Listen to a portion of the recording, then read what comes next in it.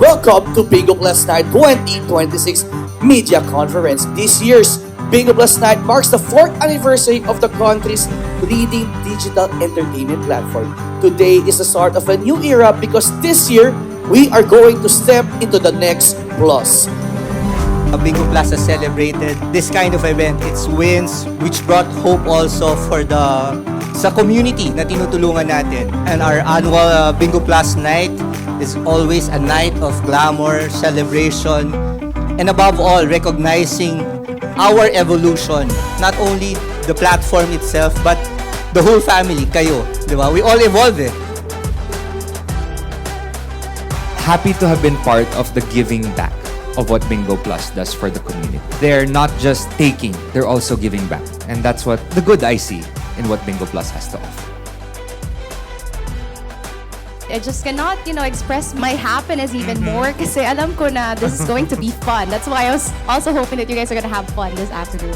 I'm so grateful na nakasama ko po kayong lahat. Yun, masaya po ako. Tama ba? May tuwa ako po na nabibigyan ulit ako ng pagkakataon na balik ko po yung trabaho ko dati. So, thank you, Bingo Plus.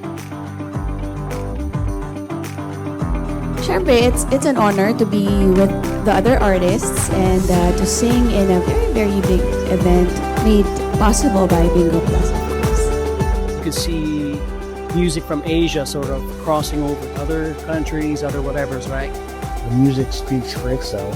It was kind of energy the song has. Ako po si Kim and I'm representing Bingo Plus. For this event tonight, this is such a very, very big event na talagang pinaghahandaan ng Bingo Plus. And nung nakita ko yung line-up ng mga artists, talagang bibigyan talaga ng Bingo Plus ang lahat ng sumusuporta sa kanila for the past years ng isang malakihang concert experience. Very sure, guaranteed talaga na may entertain talaga sila. As what Bingo Plus always do, may entertain talaga 100%.